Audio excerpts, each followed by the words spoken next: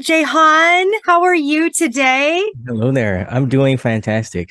What It's about you? awesome to have you on Zengen Connections. We connected a couple of weeks ago, and you are certified in cognitive behavioral therapy, but that's not your focus these days. And it intrigued me because this is the field of work that my husband's in. And so I know a bit about it, but I also am intrigued about how it is that you segued into the coaching world and what it is that inspired you to do that. Well, I'll tell you the short version of the story, as well as a different version of the story that I have not told other podcast hosts yet. All um, right. Awesome. so I was very good at music. I excelled at it at a high level from very young. I'm talking about 10 years old. So by the time I was 14, I was teaching, playing on stage. And I guess I became an adult way before I had to, with that in mind, as well as dealing with an alcoholic father and what we would now call a narcissist for a sister. Both of them were very abusive in their own ways, very vindictive and all kinds of things like that. You know what goes along with that, right? So I did not know how to deal with those things. And it kind of left me shell shocked, honestly, because my childhood was fraught with me sitting in front of the phone on evenings, waiting for my dad to call me. And then when he would just be drunk and he'd just be verbally abusive or tell me things like you're never gonna be good enough. You think you're better than me because you play guitar or because you go to the best school or all kinds of things like that. And when you're a kid, really you don't really see your parent like that, even though they are that way. You don't have the capacity to judge Mm. them and put the label on them like that, right? So, cognitive distortions, you turn that inward in a maladaptive way because you're just a black and white thinker as a child, right? So, I thought stuff was wrong with me for my entire childhood into my teen years. And once I got a little bit older, it's culturally acceptable to drink alcohol as early as possible in the Caribbean. Mm. So I got inducted into the sex, drugs, and rock and roll culture of being a musician pretty early. By the time I was 18, 19, I was a wreck. And it was an easy way for me to avoid my problems and avoid thinking. And I had the kind of anxiety where I just wouldn't sleep at night. And that started around age 12 and that lasted for a long time, right? So when I found alcohol and drugs, I was like, yay, I can just turn it off and I can just keep going until I pass out and I don't have to worry about it, right? So eventually that didn't work. And this is my rock bottom moment, essentially. I tried to commit suicide 3 times and it didn't work. And on the third time, I had what the cool kids call a near death experience. Now, I didn't go into, the light and all that kind of stuff. I went to a brown, murky place. Felt like there were two beings trying to communicate something to me, but I wasn't sure what was happening. And all of a sudden, I came back. And after that, I just wasn't the same person anymore. I just was very interested in changing my life after that one moment.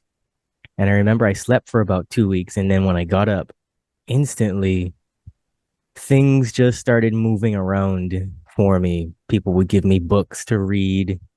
One of the very first books I read was People of the Lie by M. Scott Peck. And that kind of put things into context for me with my father. But then other things started happening. Like a lady contacted me on Facebook. She was like, I'm a personal trainer. My roommate's a bodybuilder. I won't say her name. And I just want to help you for some reason because I heard your music and I love it. And I was like, great, I'm fat, help me. And we became friends. She became like a mentor for me. She introduced me to um, Wayne Dyer and that kind of new age way of thinking and change your thoughts, change your life. And it helped me. And then shortly after that, another lady came along from a management company in Seattle and she was like, I love your music. Is there anything I can do to help you? And I was like, yeah, get me the hell out of here. And she was like, okay, I can do that. And I was like, what? And so I got my musician's visa to travel and I just toured the United States. So that was my early 20s. And that was what changed my life because the Nashville music scene has a lot of spirituality in it. You're in a huge community of creatives, and that opened my eyes to other things. So fast forward that a few years later to being at a gig somewhere in the middle of Pennsylvania, somewhere in Allentown, and this really tall, blonde-haired, blue-eyed guy walks up to me while I'm talking to the sound engineer, and he says, "I notice you have an affinity for leadership. Have you ever heard of coaching?" And I'm like, hold on. And I finished talking to the sound engineer. I turned around to say, "Tell me what coaching is. Let's go get a drink. You can tell me." Because I was very social anyways. Was So he there? Was he he was gone. he was He gone. disappeared. Like he left the entire bar. I was like, why would you ask me a question and then just leave? That was frustrating. So I looked for him. He wasn't there. And I went home to where I was staying, the house I was staying at, and I just Googled it. I found Tony Robbins and all those kinds of things. So I was like, this seems to have some questions that are unanswered for me involved here. So I got involved in that. And my first training was with Mary Morrissey, the Life Mastery Institute, actually as a life coach. But I wanted more because the first thing they do is they give you a script and, they just give you all this information, not very much training, drop you on your ass, and you have to figure it out on your own. And I realized I couldn't help people without the correct tools. So I just began building a skill set from there. I was in the right place that I could go to school and study psychology and things like that. But what really changed things for me, I loved CBT because years before that, I was studying a book called CBT for Anxiety. And I realized that the questioning frameworks in that book weren't actually helping the people in the case studies in the book itself. And I was like, well, what kind of marketing got this book sold? Because you would think that there would be results somewhere, but I found none. And so, um, fortunately, my first mentor in CBT was a guy from the military. He's very militant. He's specialized in PTSD, Mm, veterans that were transitioning from combat to mhm. regular life. So he understood real, hard, complex trauma. And he was able to pass a lot of information on to me. And he helped me with a lot of things um, that were bothering me, which were minimal in comparison to the things that he dealt with in the everyday, right? So um that was a really positive experience for me. But somewhere along the line I got into Carl Jung and I realized Carl's not telling us some stuff here either.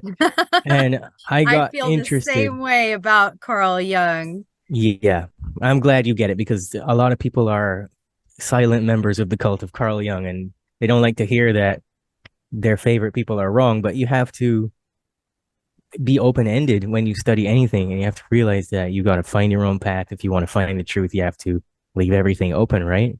I got the feeling So, that there was just a lot he wasn't sharing, yeah, that he there's knew a lot more, but he's like, nope, can't go there, not with this crowd. no, it wasn't, it wouldn't have been socially accepted at that time. And I think Exactly. he also did that for relevance so that his name would get pushed in the way that it is pushed. It's not convenient to tell the truth in the world that we live in. It'll get you put behind others, you know? So, how dare you help other people, you bastard? No, so I got obsessed with the subconscious mind. And fortunately, I ran into a guy called Steve G. Jones and I learned hypnotherapy. Now, it was actually past life hypnotherapy. And I was like, okay, well, I didn't even know you could do this. But then I got interested in hypnotherapy. So I wanted to go study that. And I never wanted to get my license because I realized that there's only so much you can say to a client if you become a licensed therapist. Hmm. And I think things are changing now a little bit, but it's still very it keeps you very tight-lipped, I should say. And I don't see the basis for really being able to provide somebody a solid foundation to stand on if you can't tell them the truth and nothing but the truth. and you can't go to the difficult, dark places. So that's why I transitioned into coaching. But I've just been obsessed with this stuff since then and getting to the bottom of what is the truth and what is not the truth, because that's the only thing that's going to help anyone, Mm. right?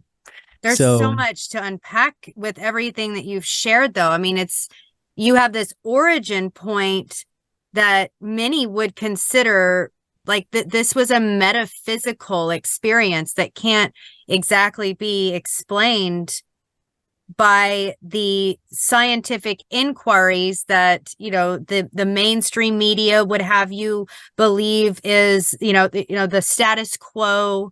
Like your journey has led you to conventional tools, hypnotherapy, cognitive behavioral therapy. It has led you to access the jewels and the gems that these tools have to offer, while at the same time it's like a double-edged sword. How much do you ascribe to these conventional practices because of how much your voice will be silenced as a result if you call yourself this thing in accreditation purposes? yeah, and thank God for the Complementary Therapists Association. It's a UK organization. You can become it's basically the same thing as being a licensed therapist in a way. You know, you can sign up with them, whatever you're specializing, and you're good to go. But that has nothing to do with anything really. What I realized is that I just needed different tools for the job, and that talking at people wasn't going to help them.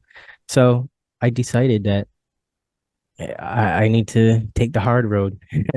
If that answers your question, I need to be authentic.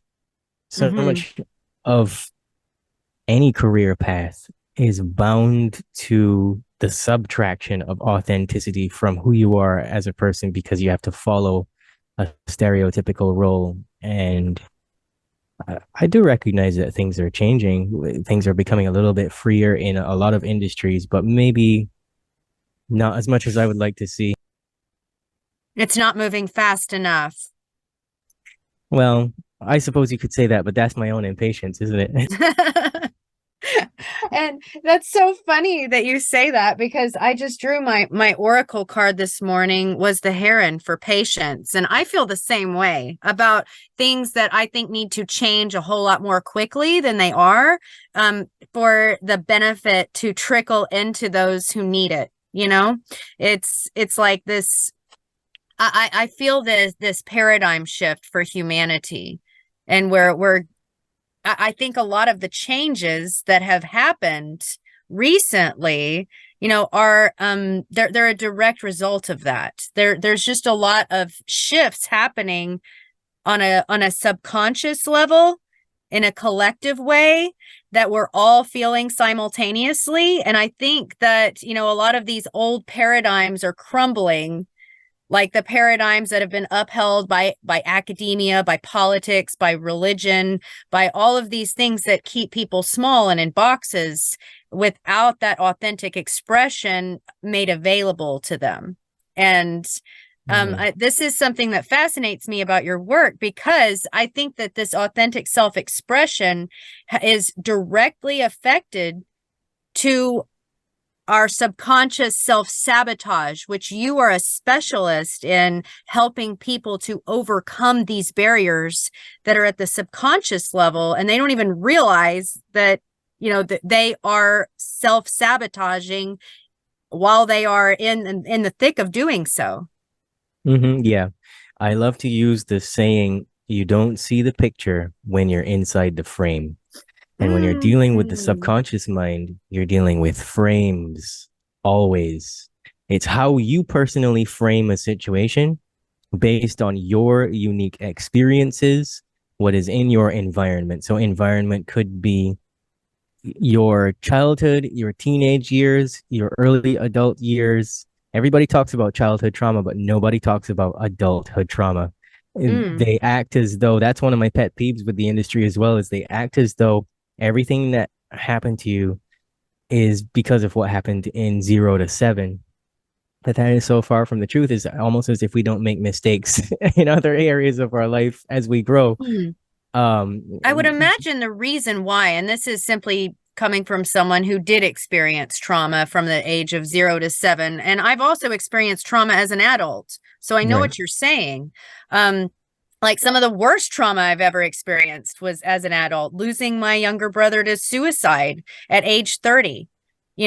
While I'm pregnant with my second child and at home with my first, like this was the most traumatic moment for me at age 30. But in those 0 to 7 years, I mean, I've heard experts reference to the subconscious is like actively being built during that time. Like we're forming as a little human. And so things that happen to us, even especially at a time that we don't even have memory formed yet, 0 to 3, it can be very difficult to tap into that trauma in so that it can be healed. And I think that might be why it's referenced so often. Would you agree? I agree with you, but a large part of that's also so that they can give you a label and sell you medication, if I'm just being completely Oh. honest. Because Mm. as long as you believe that something is wrong with you, humans have a hardwired cognitive filter built into them that says there is something wrong with me. And so we love to pretend to be our own best psychologists. A guy in like the early 1920s, Fritz Hayter, actually came up with that. He was like, humans have this thing where they believe they're their own best psychologists and they ascribe unhelpful labels to themselves. It's common for human beings to fill in the gaps with any information you give them. And whatever their default state is, if they're a positive thinker, it might be a better frame. If they're a negative thinker, it'll be a very negative and debilitating frame, right? Mm. Yes, like As a much as I lens that don't, you're just casting over your eyes, essentially, and yeah, seeing the world in that color. yeah, absolutely. And so I like to use Jean Piaget's stages of cognitive development to explain to people that life is hard. There's going to be trauma and learning. Emotions are always being encoded into you because we have that limbic system that's always active and it's just a recording device. So even before we come out of the womb, we are recording information, but we also bring in. So Jean Piaget's model is very simple. It's 0 to 7. That's when we're learning everything for survival. 7 to 14, we begin to unpack those programs and apply them and see what works and what doesn't work. Puberty age As we get and rid of those programs. prepubescence. Yes. Yeah. And essentially the same guy, Fritz Hayter, was shushed in his work because he opposed the social beings theory. He said the reason that we are social beings is because we have to live in communities, but it's not because we depend on human interaction. Human interaction changes us for the worse. This was his one of his theories. It was that it stops us from individuating, and we can't reach um, self-actualization without individuation. That was his theory, and they were like, Hmm. "You can't say that." No, And you're giving me like such a download right now because like think about it in tribal times with the hunter-gatherer tribes, like there was an element of individuation that you had to sacrifice in order to survive with these people, right? But mhm, now we have like a global community. We mhm, have global identities of, I identify with this or that ideology or mhm, paradigm. And I think on the surface, we think that this is expanding our availability to individuality, but the way you just described it, it's kind of like keeping us smaller. Like the larger the group is, the less mhm. we have the capacity for that. Yeah, that's called social proof. Mm. That's what the subconscious mind, because it's, back to that unified theory, everything is just one mind. Because of that, we are easily hacked by social proof. We are always trying to identify with the herd, so to speak. And Mm-hmm. that's what the subconscious mind thinks is safe, right? Mm. So people will emulate common behavior, not just because of mirror neurons, but simply because that's how the subconscious is wired. Whatever everybody else is doing must be the safe route. So we go that way. And the human farmers, as M. Scott Peck calls it, they know that identity dominates our thinking. If you can hack us on an identity level, you pretty much got us cornered, right? Hmm. So the ultimate goal, at least in my work, is to get people to individuate and ask the question, how aware are you of how aware you are? Can you exist on your own and contribute to the whole as an individual? Or do you have to identify on some level? Are you conforming? Because as long as you're conforming, you are not free, right? Hmm. But just Interesting. to close a loop there, the model with Jean Piaget, so from 14 to 21, you're still trying to discard all of the programming that doesn't work. And this is where I say like the childhood trauma thing doesn't always make sense because the majority of us are playing out programming that is on what I call the genetic level. And that's programs that are carried over from ancestors and they are added to our genes. These beliefs are stored in the morphogenetic field around the physical DNA. And that's what's telling the mechanics of your DNA what to do, right? Mm. And They're part those of could our be hard drive, part of our even our motherboard, if you will. essentially, yeah. That's And yeah. that's what the subconscious is, a hard drive that stores Mm. information, right? So uh, emotional patterns of behavior are being triggered through that level and the history level as well, which is past life or collective consciousness experiences and things like that that are held in the same way. So there are souls on this planet, not to get too woo with you, there are souls on this planet that they don't have any stuff in their childhood and so they're reacting to all the other stuff. It's a very Mm. complex thing. And so what psychotherapy does, it's very cultish and it tries to tell you we have the answer to your solution. The reason why you're this way is it's your attachment styles. It's not because of anything else, right? It's And they're because trying you're to access something in their past, in their memories of this incarnation right, that is right, not relevant and it's right. it's not applicable to the situation as what you are purporting. Precisely. And I actually became validated in that theory when I started thinking about it because synchronistically I ran into a book by Dr. Tana Deneen called Manufacturing Victims. It's in its third edition now, I think. And she investigated all of her colleagues and stuff to see what protocols they were using. She realized that her colleagues around the world are being trained to look for problems that don't exist. Hmm. And it's dangerous because, like I said, the mind will fill in gaps. And we have this way of wanting something to be wrong, like I said before. So it's easy to get a person to go back into a time in their life that maybe wasn't happy. And because the mind is deleting about 80% of the information, they begin to manufacture these traumas and stuff like that. So I'm not saying this because I want to undermine people's trauma, because I work with people who have been victims of cults, sex trafficking, other forms of human trafficking, narcissistic abuse, physical abuse, rape, the list goes on. No, but And those things are there's a traumas, right? validity to what you're saying and it rings true for me. It resonates. And Right. it's something that's not really being explored that I mean, some people would call it like past life regression therapy, which you alluded to a few moments ago, but there are instances and experiences that I have of, like, for instance, going to the beach. And I've never had a traumatic experience on the beach, but there's something about like going to the beach and being near the ocean that makes me feel anxious. And I've never really been able to pinpoint that.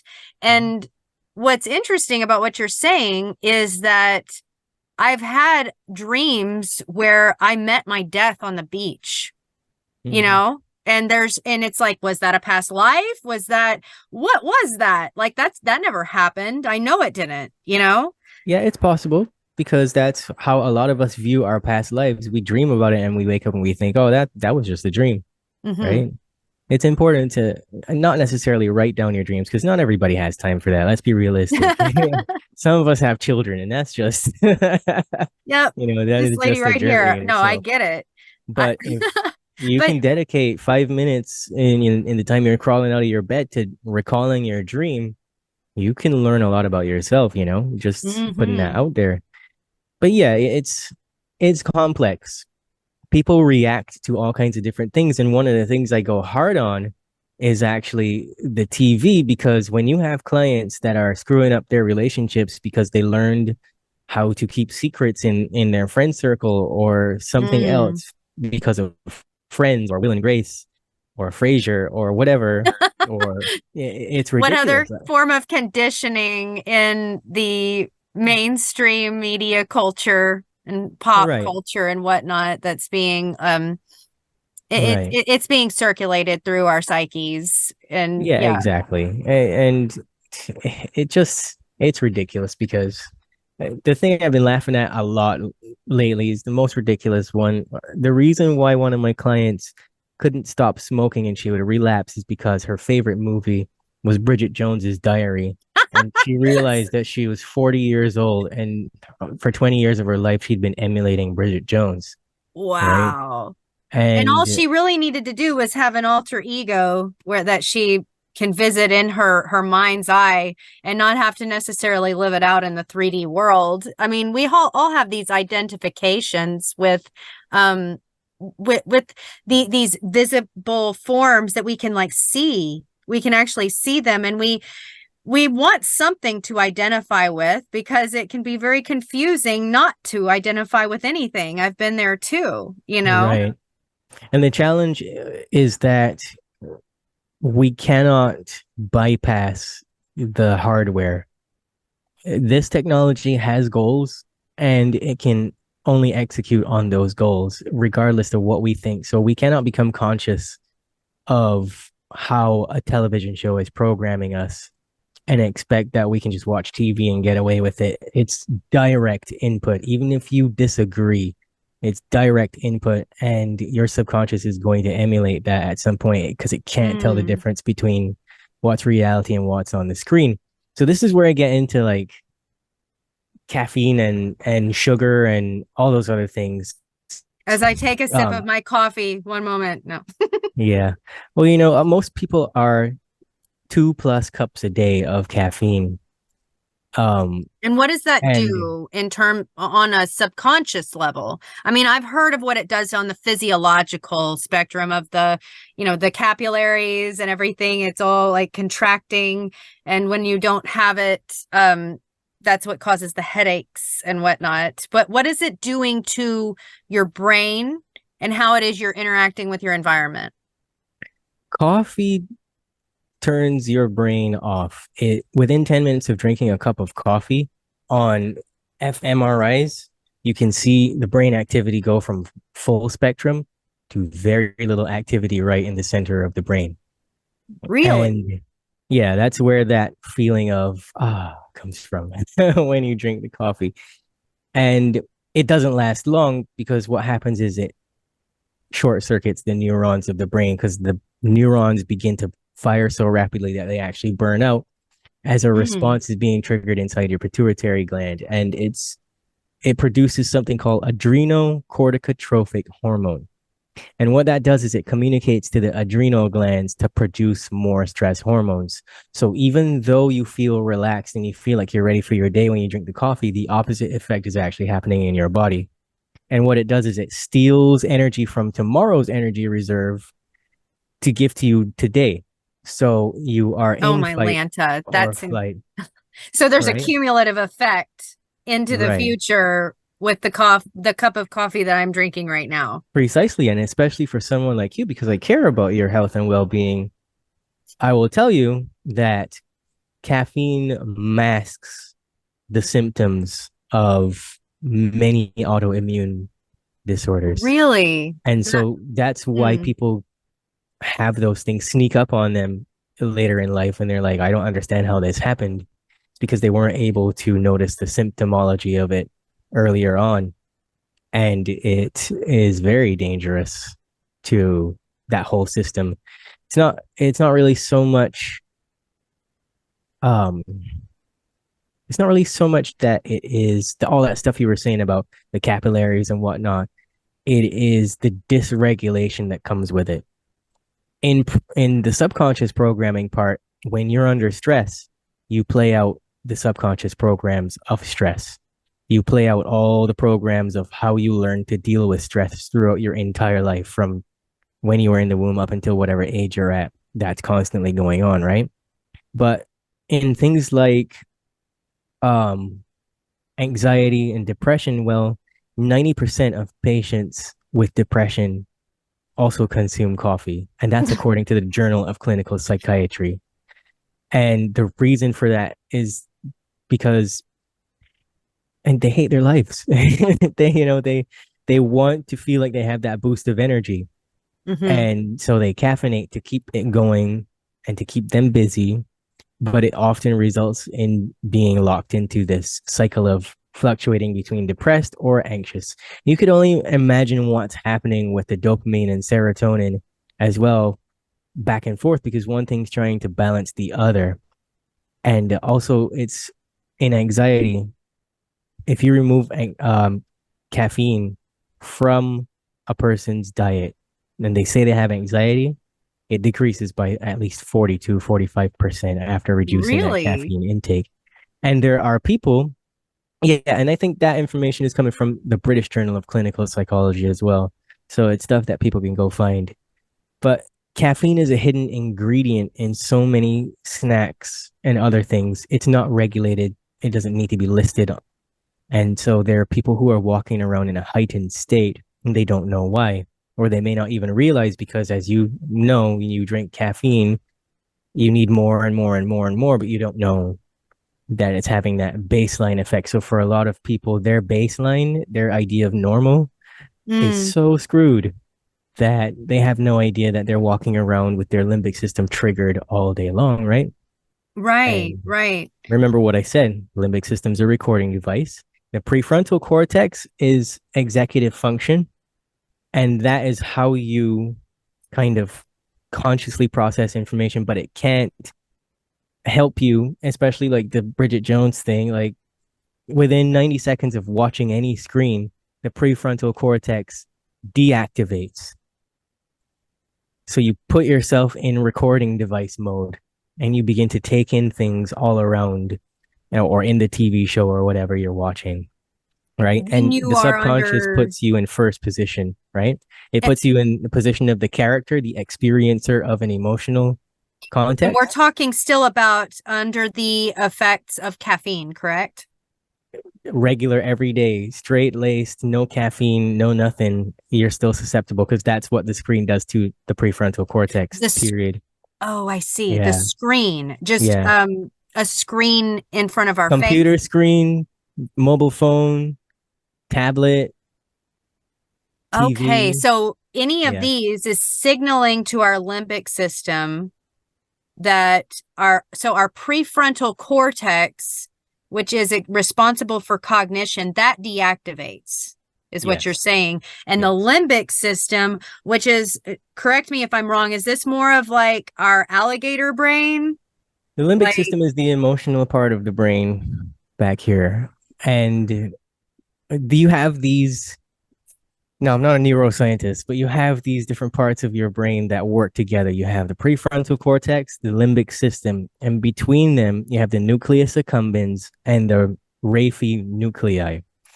And those other two I just said are involved in serotonin production in the brain, and um, it's involved in shit addiction. That's what I want to say. The nucleus accumbens is a lot to do with addiction.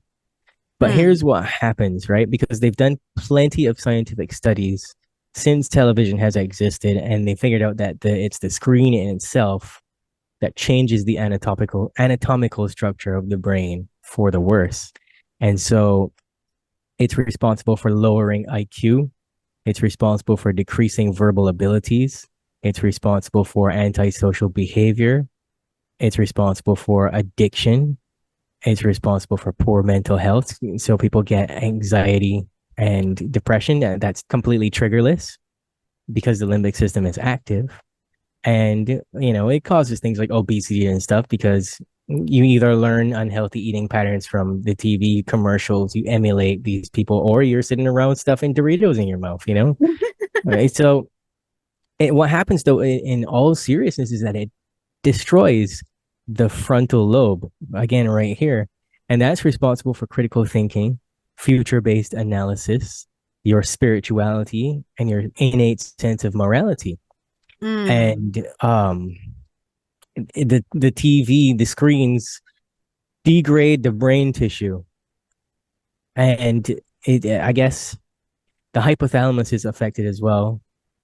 The sensory motor area, the septum, the visual cortex, all those things get damaged as a result of exposure to screens. And those things contribute to emotional mismanagement. And people will have like aggression that's triggerless. And sometimes when you say arousal, we're not talking about sexual, but arousal could be any emotion that just comes up from the surface for no reason. Impulsivity, possibly. Yeah. Yeah. And so we are literally dealing with a generation of kids who are the canaries in the coal mine Mm. because we're now learning that these screens are they not only do they deactivate that prefrontal cortex, but the prefrontal cortex is developing until well into age 25. So what do people do these days? They put their baby in front of an iPad or right in front of the TV or something, and you see the jaw just drop. And Drop. that's because the Yes. prefrontal cortex has deactivated so much. And so there's Oh. people who were those babies who are adults now, and they still walk around with their mouth open because they've been dysregulated, they've been damaged. And, I think they're called mouth breathers. Have you heard that term? yeah, yeah. But this is where a lot, not all of it, but a lot of social anxiety is coming from that. Um, because it activates the limbic system, it can actually do the opposite. So instead of activating it and making it um aggressive, it can suppress emotion and where it comes out later.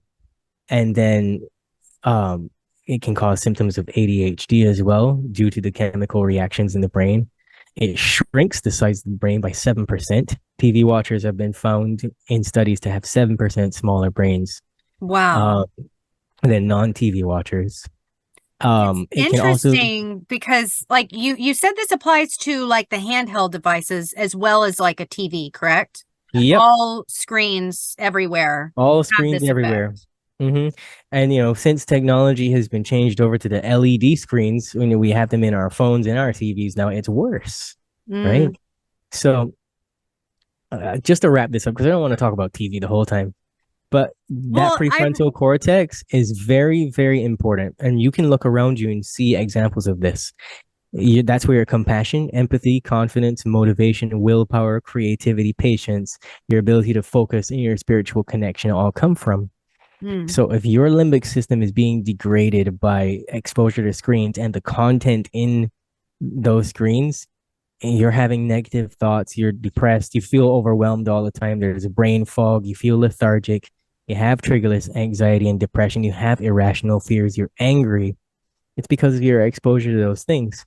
And remember, I said not all cases, but a large portion of the cases, enough for it to be a problem that we have organizations that are looking into this and they're like, well, we have no idea how to stop this train because, as we know, the global cult of disempowerment, that's how they sell us stuff.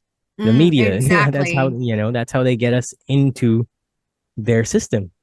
So, Well, and I still think that we're operating under a serf type society where, there are the people that these things with negative impacts on the energy body, on the physical body, are being inflicted upon us for a purpose that we are kept in a state that is docile and that is agreeable to the agendas that are being imposed by the powers that should not necessarily be.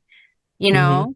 I Yeah. mean, this has happened for millennia with many different cultures and societies on Earth's Yeah. history. It just gets worse and worse as people stay asleep and nobody rises up. It gets Hmm. worse, right? But I don't really want to make the podcast about that because we all know that's what's going on. No, but it's interesting Right? because the way that you described it was really poignant, and it described for me what I was feeling when I allowed smartphones into my house. See, we stayed out of the loop unplugged for a lot longer than everyone else did. For a good decade, when everyone had smartphones, everyone had a handheld device, basically a computer that you can Mhm. fit in your pocket or in your purse. Yeah. We didn't have that. We still had the flip phones, that you could just like text and call on, and that was it. Yeah, I And still had one of those. I got this phone in 2018, so I didn't get inducted into the cult of technology same until here, man. 2018. We got Yeah. ours in 2017. And I Mhm. remember it being like, oh gosh, it felt like magic, but it felt like a wrongness. Dark magic, yeah. You You know what could I'm feel it talking in your body, about? yeah. Because the first time I turned this on and I spent 10 minutes on it, I was like, this does not feel good. Right, right. But it's tantalizing, and I can't stop freaking looking at it at the same time in the same breath. And I Mhm. remember getting angry, and my husband will he'll corroborate this. I was getting so mad that we were like on our phones in our living room, and I'm just like, what is this? Where are we? And what is going on here? This ain't right. Like there's something wrong with this energetic signature that is Mhm. happening right now, and I don't like it. And he's like, I don't even know why you're mad at me right now. Like, but Yeah. it was a thing, and it was different than what we had. But at the same time, Jehan, it's like, why did you and I finally get that phone? What's the answer to that question? Well, the reason why I got the phone is because I wanted to expand my business to Instagram Mm-hmm. and those things, which I no longer have Snapchat. I don't use TikTok, none of those things. I only use Instagram. And if you want to It's send me a because the message, world is yeah. has a societal impact with respect to like social media and how it is that we can be visible in the world. It's Mhm. impossible without being plugged into all of that. It has now gotten to that point. Yeah, and so that's the reason why I'm just doing podcasts now because I don't want to interact. If you notice, I don't post anything on my Facebook. I haven't posted in a long time. I don't post anything much on Instagram unless I do a podcast or something or whatever. And So you're intentionally unplugging at a specific and, like, I guess you could call it strategic times.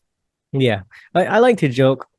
I'm just a bushman. I'm outside with a sword, cutting something down or whatever. Like seriously, in the blistering hot sun. That's my thing. I am very connected to animals. There's three doves and like four chickens in here running around with me. That's how I live my life. I don't Mm-hmm. have any interest in knowing what's going on in the world or the next war or whatever it is. It's not because I don't have any compassion for it, but I Mm-hmm. know that my work is to work with people on an individual level to help them deal with that and create not that thing, not Mm-hmm. whatever the media wants us to create, right? So I'm usually outside just chilling. I live on the beach. What kind of idiot goes on the beach and like takes a picture of the sunset instead of just looking at the sunset, right? Instead of It's just like being there to immerse themselves in it. I think yeah. Presence.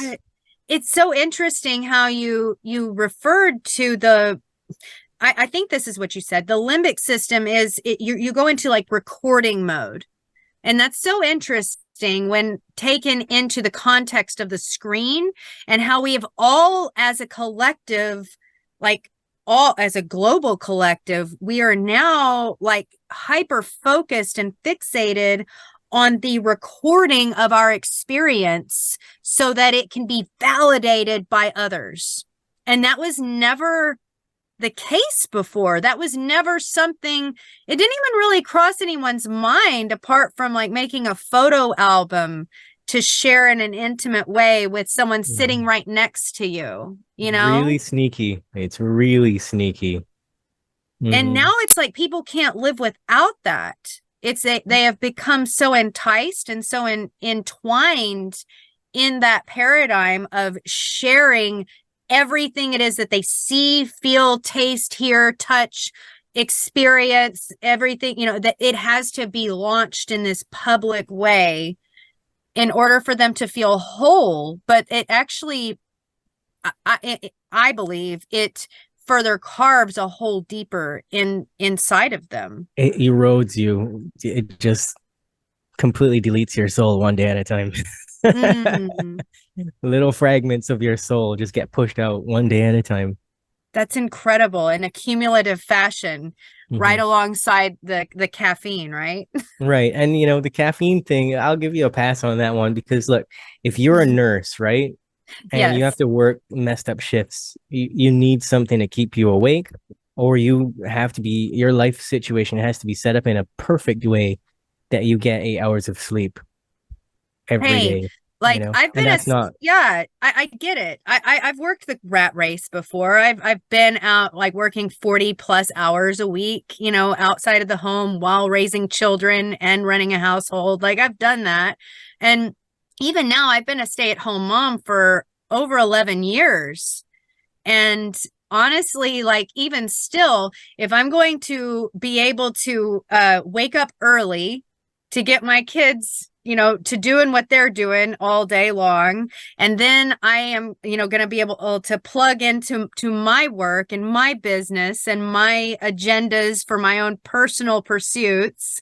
But then even though I work from home and I haven't worked outside of the house for someone else in quite some time, it's like shifting gears to then pick up kids and then make dinner and make sure everything is like running smoothly and everyone has clothes to wear on their back for the next day. It's Mhm. like, I don't know.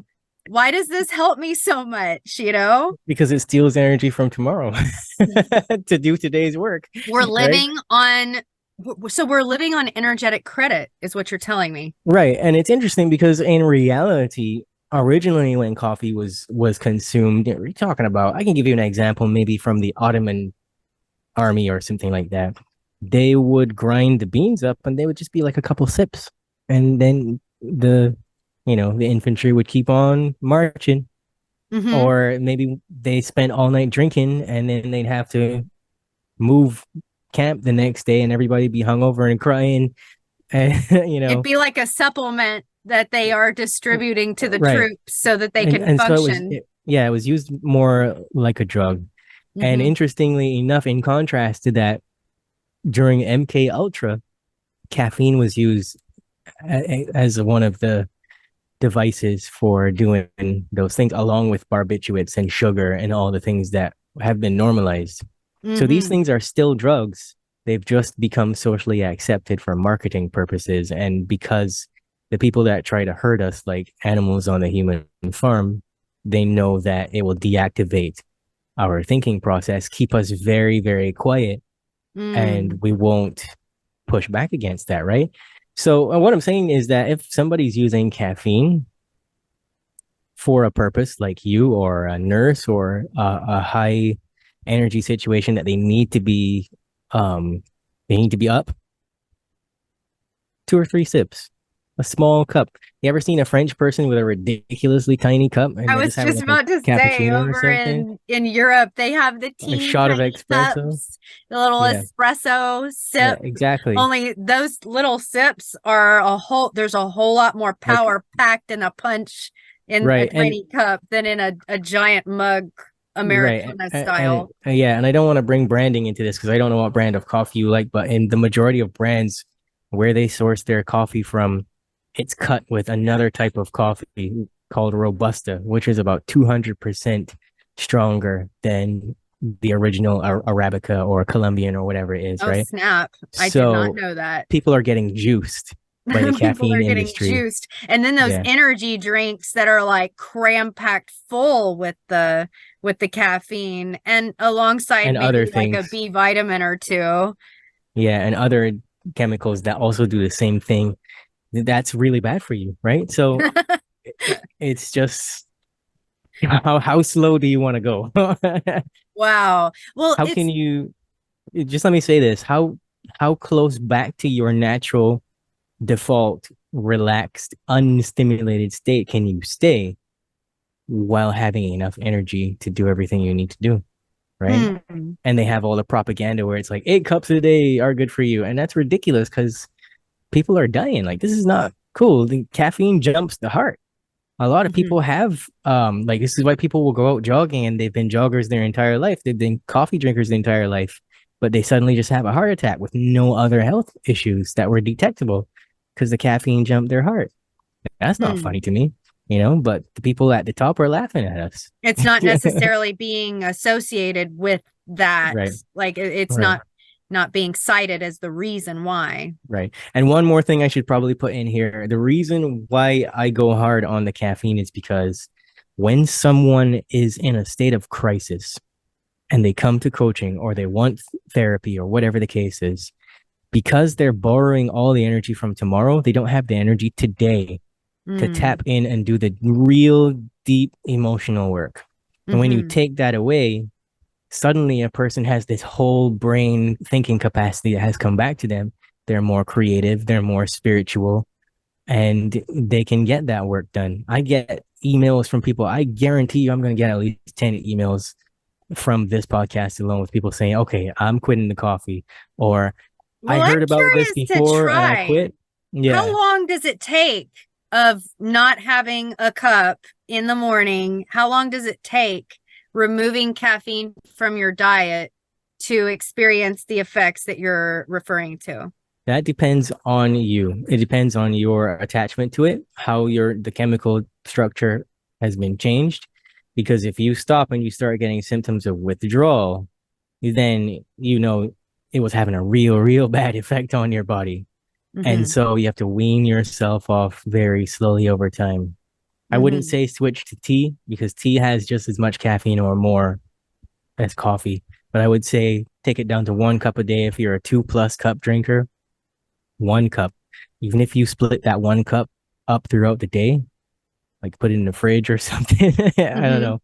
But I would say wean yourself off, gently taper off of it because in a lot of instances, you're gonna get migraines and just feelings of lethargy and stuff because your adrenals are, Right. are taxed.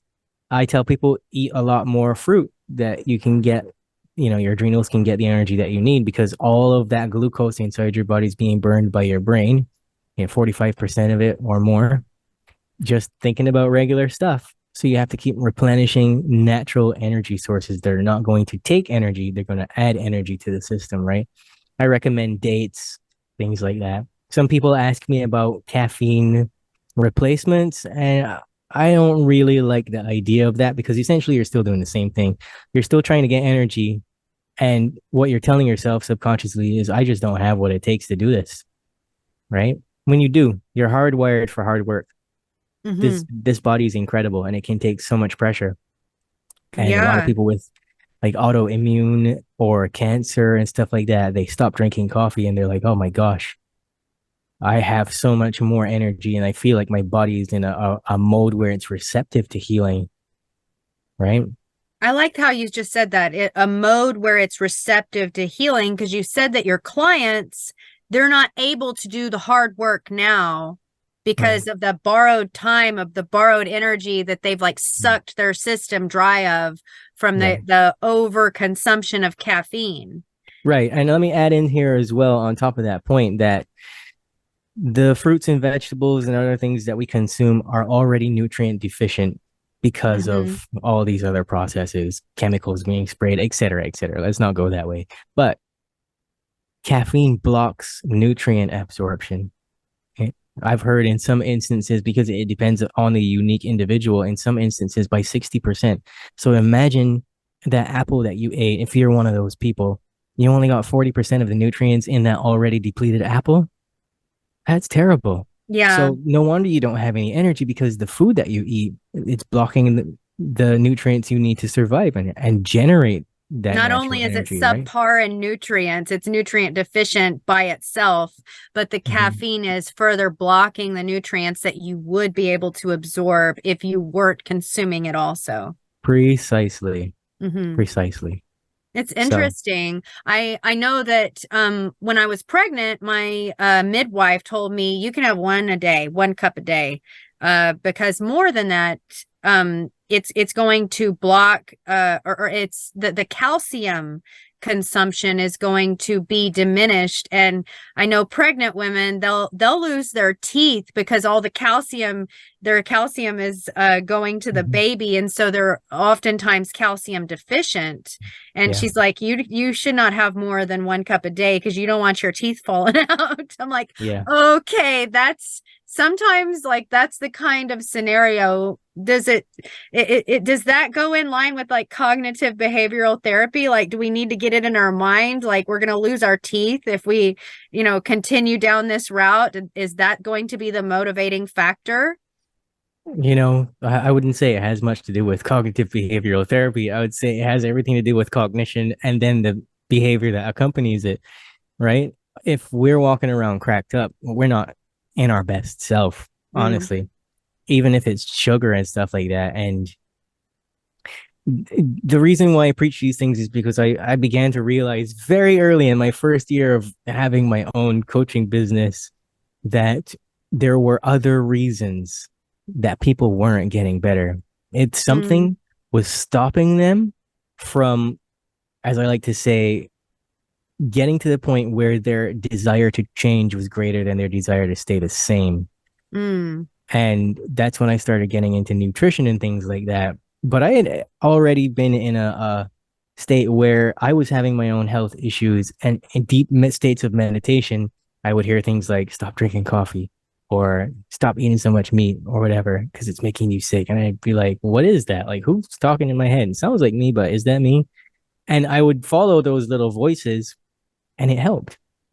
So mm, when I went down the rabbit hole, I learned a lot of these things. Not everything that I'm telling you now, but I learned a lot of these things. And I was like, wow, I would never have thought about it if my awareness wasn't opening up and expanding to put me in a position to be receptive to change something that was blocking my progress. How mm-hmm. much are you willing to give up? What are you willing to do to have a real healthy, fulfilling, and empowering life? Was it a voice or was it a message? I Because I am received those primarily auditory too. based. So being a musician and everything, I'm primarily auditory based. Hmm. Visual, not so much at all. Like, Right, right. But there's a so, difference between an auditory message received mhm. and a voice. Well, you remember when we Right. first met, I said all thinking is psychic activity. And so Yes. channeling is a form of psychic activity, which it can come in the form of thoughts or it can come in other ways, like it can be kinesthetic or it can be visual. So for me, it was more of a voice. It was more of my own internal dialogue giving me a message that I Mm. know came from the field of intelligence around me and not just from my own thinking. You get what I'm saying? Yes, absolutely. You are tapped into that unified field of Mhm. wisdom that you have access to by Yeah. way of what I believe you're saying is that we need to have a clear filter that is often clogged up by things like caffeine or overconsumption of meat or these preservatives that are put into our foods, or even the toxins that are. Yeah. I know you're in Barbados. I don't know if they spray everything like for the insects In and some the places they do. pests. In some um places they do. They treat the soil with DDT and stuff like that. yeah, like here I know my husband was doing like exercise down at the park in a children's play area with like the mulch, and he was there instead of on the high grass. And he came home with like a rash where his skin had touched the mulch. And it's like, Mm-hmm. oh my goodness, like what is doing that? That can't be good, Right. But Yeah. I think you're saying that all of these different toxins, they're actually clogging up our filter our way of channeling this wisdom that we all have ample access to if only we connect to it. Yeah, precisely that, and it's screwing up your liver. Everything Mhm. passes through your liver, whether it's a scented candle or the smoke coming from a bus or something like that. Somebody passes by with perfume.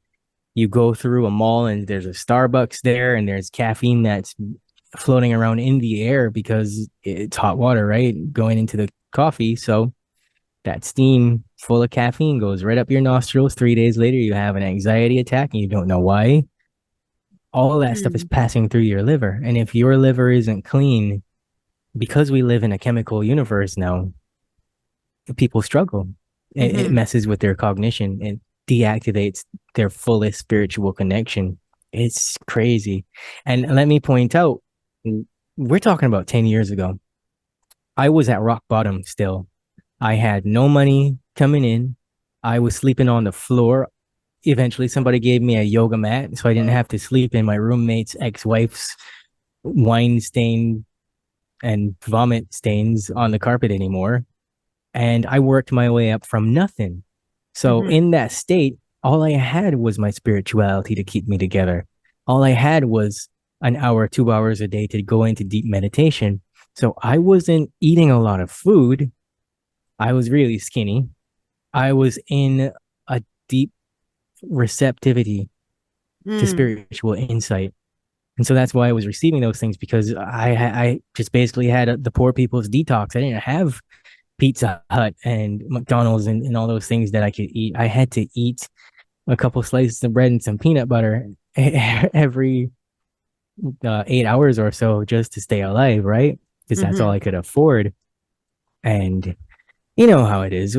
Everything has the potential to be so expensive these days. And I was only making money from gigs and stuff. You make $25 at a gig. By the time it's split up between four guys, you use that $20 in gas to get back home. You got five for some peanut butter, right? So that's the way I was living.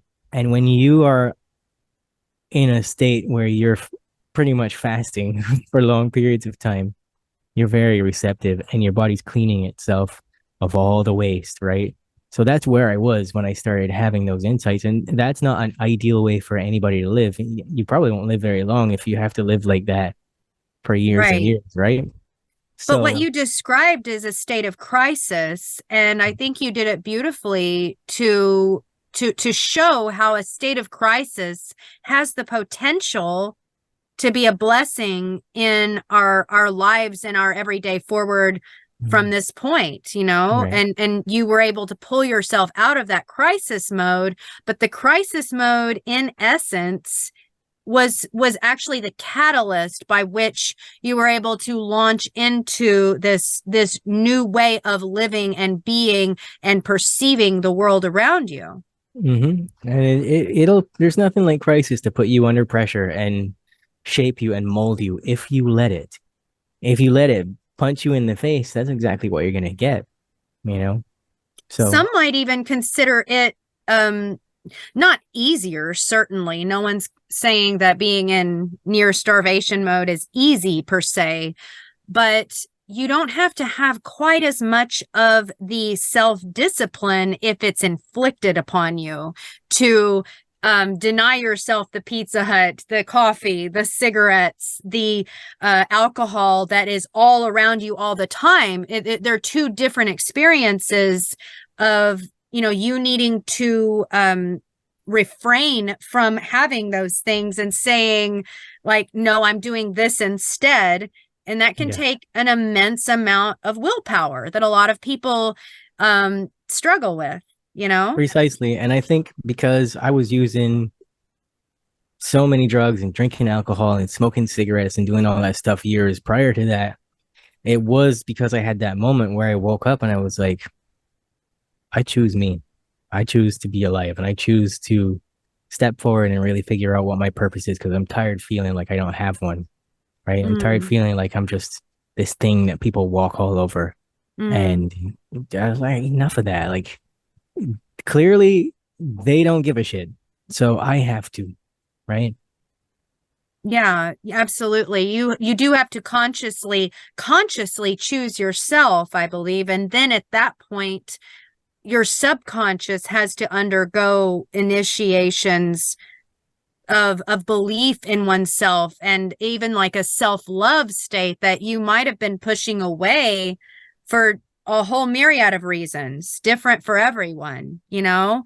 you have to Well, consciously choose. I choose me. That's really an important milestone in the process. yeah, that what you said is true. And I don't even know if it's self-love is the right term for it. It's like self-respect because Mm, we are just energy living inside of this vessel, but this is all that we have. This is our home for however long we have on this planet, and nobody knows when their time will come, right? I right. grew up hearing the elders around here say, "You don't have tomorrow, put down." And that was one of the things that actually stood out to me when I started pulling myself out of the gutter. I was like, I don't know what tomorrow is going to be like. So how do I actually want to live today? And I was like, not feeling like this, not being wired up on all this other stuff, or not living in a way that my mental environment isn't a safe place to be. Mm, So, that was what got me reading that CBT for anxiety book. And I think everything just fell into place for me because I allowed it to. I didn't want to be one of them anymore. I wanted to be whoever I was. I wanted to find my soul. And I think we spend so much time doing the anti-spiritual thing. Like again, M. Scott Peck, where he says evil is live spelled backwards, right? And yeah, how much truer can you get than that? Like everything that is fun is also evil. Everything that is really great is hedonic as hell. And it ruins your life if you let it. So you just gotta live. it's stimulating at the level of the flesh. Mm-hmm. Cheap And thrills and spiritual warfare. That's what I like to call it. right, because anything that is thrilling at the level of the flesh is inherently going to be detrimental to a spiritual aspect of your highest good that Mm-hmm. transcends this flesh, that's going to be an infinite aspect after this flesh has died. Mm-hmm. Yeah, and That's everything has just been weaponized. Spirituality and religion have been weaponized. Going to a concert has been weaponized. Everything that gives us this deep feeling of meaning has been weaponized, and now pleasure has overridden happiness. mm, that's a So very good point. yeah, It has. It really yeah, has. And I think happiness, it begs the question to define what that is. What is happiness?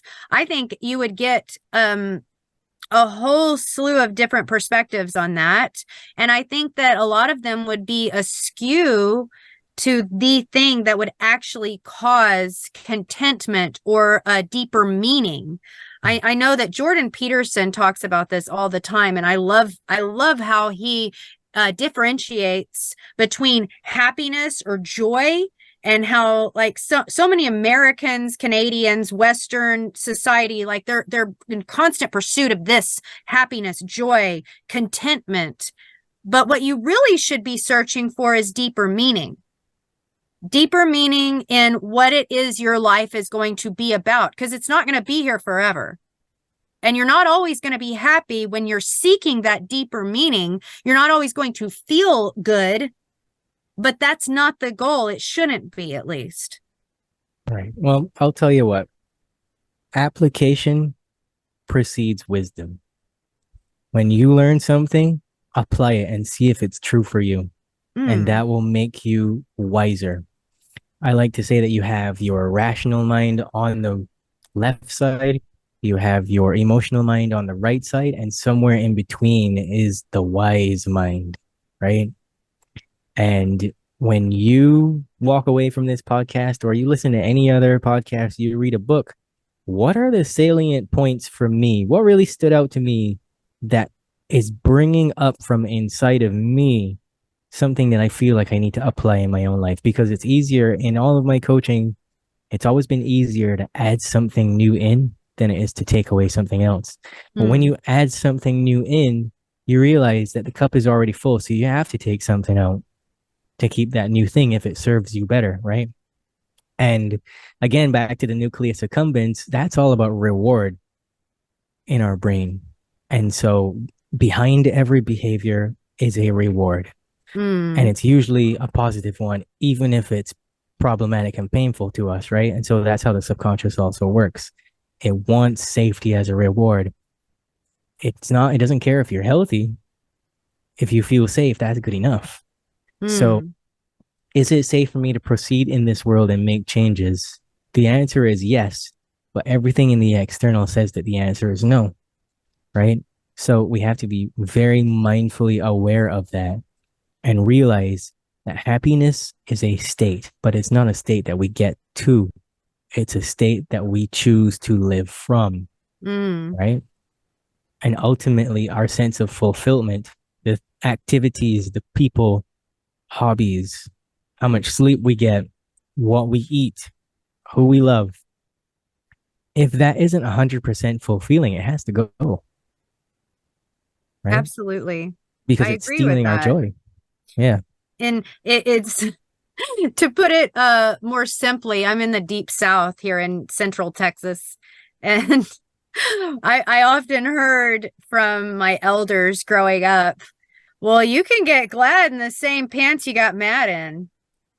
Like you really can if you decide, because you've already, like you said, application precedes wisdom. If you've already applied this knowledge, these tidbits of practice, and you have seen for yourself the results of that, and you know that that is something that's preferable to your life, like, and even if it's not making, if it's not giving you that instantaneous stimulating excitement, titillation in the moment that we have all become so accustomed to in this digital age, if you know that already, you know it, you because your application precedes the wisdom, Mm-hmm. then you can change your perspective in that moment to really accommodate your choices that you're making.